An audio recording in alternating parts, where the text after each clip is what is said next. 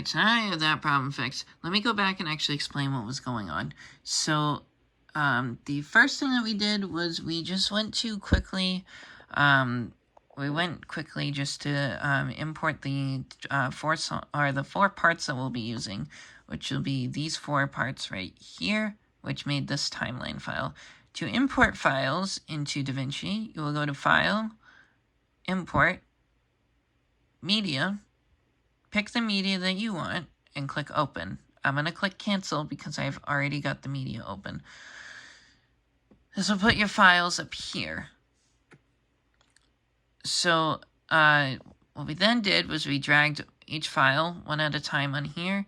In fact, just to give an example of what I did, I'm going to quickly turn all of these off, and I'm just going to put this on so I can show you guys kind of the cropping style that we did, along with the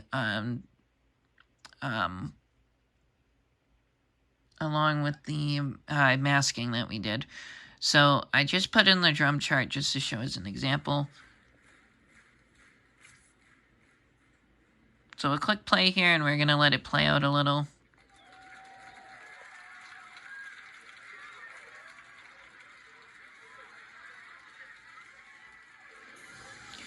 And I usually stop right when this comes up. And what I'll do is I'll come down to my keyboard here, and I will pretty much spam click the fuck out of the arrow key or hold it down until I get to here.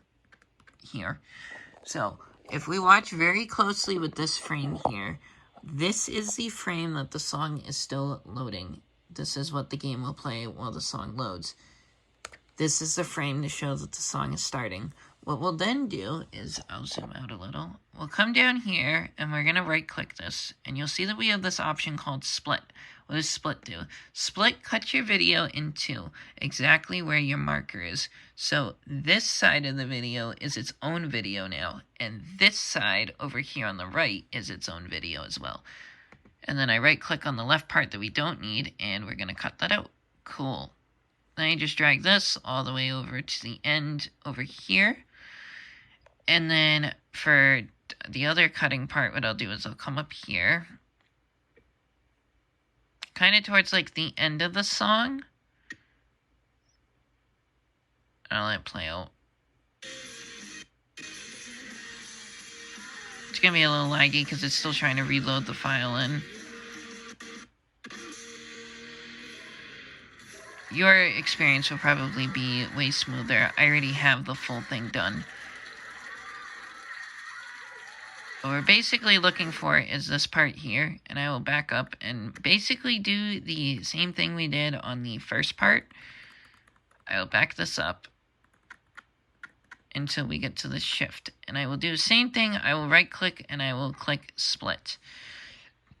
Now, an important thing to note here, do not delete the right side of the video yet. I will show you guys the end part of it after. We're going to focus on this left side over here for now. So we're going to go over to, is it Fusion? Fusion. We're going to go to the Fusion tool over here. It's got the little magic wand. I just call it magic wand.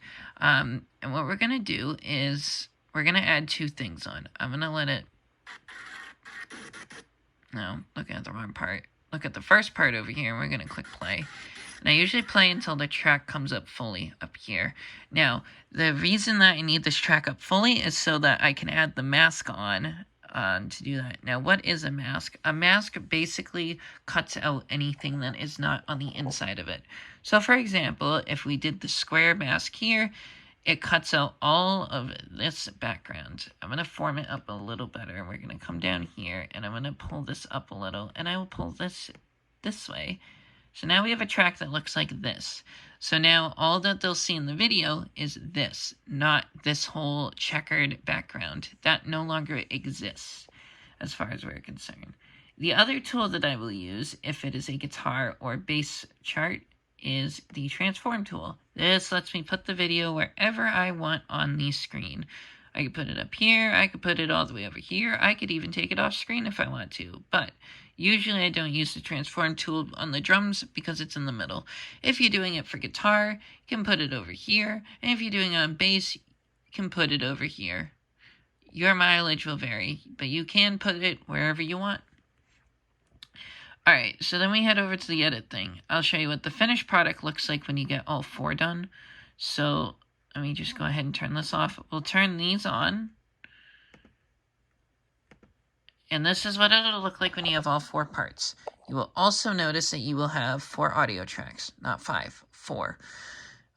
This is important. So you need to find the one that has your vocal track. In this case, mine is video 1 over here. And we need to make sure that this mute button here is off. We need to make sure that it's not red. This is the audio that we will be using for the video today. We'll be using the vocal track. You can use any track that you want, but I personally find the vocal track to be the best because it doesn't hinder on any solos or bring out any parts on a solo. So when a guitar solo is going on or a drum solo, the vocals and other charts aren't drowned out from it. The vocals chart kind of balances between everything, so you can hear everything a fair amount, which is what we want in our video. So that's all you basically have to do for this section. The last section I want to look at, which I will do very quickly, is I'm going to skip all the way to the end, right about here, here. And you're probably wondering how I got this. This is the end page that I typically use when Jeez, I'm wobbling. This is the end chart this is the end part that I usually put up on my videos to show that I have full comboed every part and I didn't accidentally overstrum or anything stupid like that. You can ignore the media offline thing that's not supposed to be there. So what I'll do is I typically go to about here and I will cut out any end part. Just get rid of that random taunt in the background. A lot of arrow clicking. Alright, yeah, about here should be good. I'm going to do the same thing, just split these up. Now, yours isn't going to look exactly like this. Yours will probably still be split into 4, but I'll show you guys how to do the masking for this section as well, or how I did it. But we're basically trimming out this end part here because this is just extra footage that we don't need. And I'm going to get rid of this drum chart because I don't need that anymore. Alright, so you should now have 4 tracks with all of your alignment done for not this section, but for the actual game tracks themselves here. Now, let me show you how to do it with these. So, these are going to be done in here. So, you should have tracks 1 through 8 here. 1 through 4 over here on the left are going to be your charts for the actual gameplay. The end portion here is going to be on tracks 5 through 8. 5 being whatever the first track was that you pulled in, 6 being the second one, 7 being the third one, and 8th being your last one. Mine are actually almost in order. That's weird. Okay, so for this, you just add another rectangle mask by clicking here, and then you just crop this out. So I cropped out this section, and then you basically just do the same thing for the other 2, again with the transformation needed for the other parts. And that is it. That is basically how you make it. If you did it correctly, if you go back over to your edit tool and you click play, you should have something that looks like this. I'll play the intro.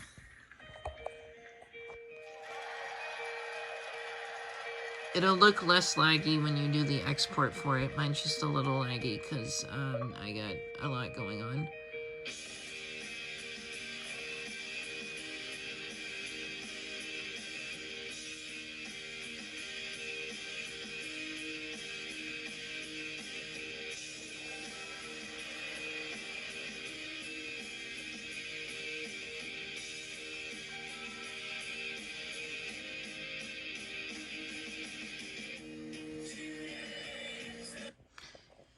So what you'll probably want to do is you'll want to play through this one more time. Make sure that you didn't screw up on any timing issues or anything like that. And then make sure that your ending thing also looks fine. We'll go take a look at that right now. It's like about here.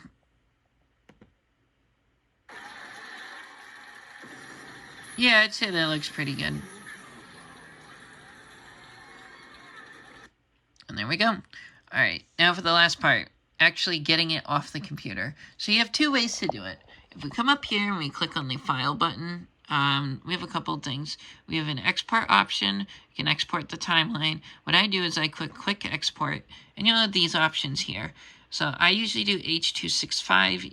Either one of these will work. You also notice that you have a YouTube option here. So if you actually want to, you can sign directly into your YouTube account, link it with DaVinci, and DaVinci will take care of all the uploading for you. It's cool. I find it useful if you just want clips to go out like instantly. But if you're like me and want to actually make edits to titles and stuff, I recommend just exporting it locally first. Throw it in whatever you want. I'm going to throw in my videos file and name it whatever you want. I'll name it Today One Man Full Band FC. And then you just click save. And it'll take probably about a couple minutes to, it can take all the way up to an hour if you get a really slow computer. I've had it take a while. And that's it. That is all you got to do for it. I know I wasn't really as explanatory as I wanted to, but I have already tried doing this like 6 times. I could not go back and do the whole thing again. If you guys do have any questions about masking or anything like that, feel free to let me know in the comments. If you want a tutorial on how I record my tracks for Rock Band or Guitar Hero, back when I did that in the day, let me know, leave me a comment, and I will happily make a tutorial for that. It'll hopefully be a bit better than the one that I'm doing right now on my phone. But yeah, let me know if you guys need any help in the comments, or you want to see that video, or if you have any song suggestions for what I should try to do next. I can't promise I will get to everything. I'm only like a small musician. I'm not like a god on all 4 instruments and could just go hit like the hardest metal bang song. But if you got a specific part that you want to see or something like that, I could probably find some way to make it work. Until next time, guys, enjoy this full band FC when it goes live and the next one. Thanks, guys. Have a good one.